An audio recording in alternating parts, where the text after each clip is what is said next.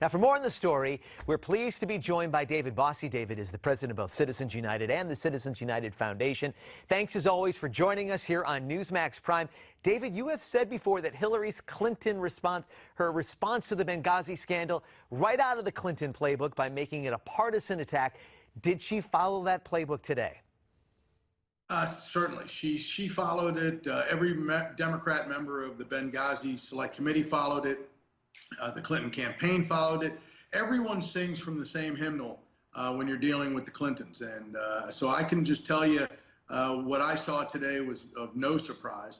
But what I was pleasantly surprised with was the committee, the Republicans on the committee, and how dedicated, how disciplined they were, and how methodical they are laying out the case. And I think that that's going to have some long-term repercussions for Hillary Clinton, because really what they were doing was establishing and reinforcing the level of distrust and dishonesty that the American people feel that Hillary Clinton really, as a politician, her polling numbers on trust and dishonesty are enormous. And I think that's really what they were playing to today from a standpoint of what her answers were getting to the truth. Were her answers getting to the truth? And I think you saw a lot of dissembling, you saw her stuttering a lot, and you saw her answering questions in a way that, as a former chief investigator of the Congressional Government Reform and Oversight Committee, I would look at each one of her answers from a perjury standpoint. Well, by getting to the truth, how much effect is this going to have on her poll numbers, on her fundraising, really from both sides of the aisle? Well, look, I think that your average American can be affected by the honesty and trustworthiness questions.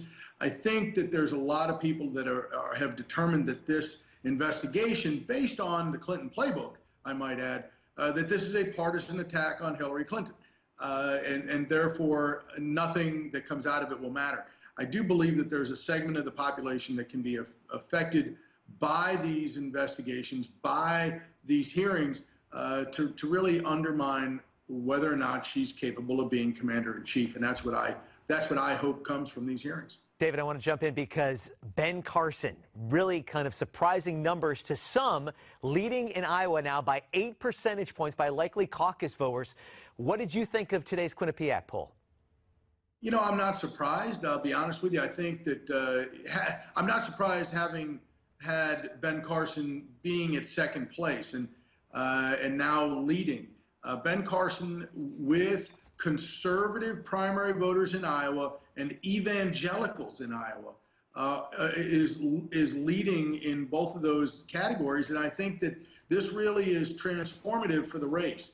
I think you're going to see, I hope you'll see, Donald Trump respond by not being as much on the attack of his opponents, Republican opponents, as he has been, mostly because that would let people see him in a little bit kindler and gentler way. I think that doesn't affect the folks who like his style, but I think it opens him up to those evangelicals who are currently going to Ben Carson. So I think you'll see potentially a little bit of that. But, you know, those anti-establishment Republican non-politicians are devastating the political class in the field. And that's what I think is the great thing about this primary process. All right, David, thank you. Is this the start of Donald Trump's slide, or is it just, as you mentioned, an indication of that evangelical vote in Iowa? Thank you very much, David Bossie. Thanks for joining us right here on Newsmax Prime.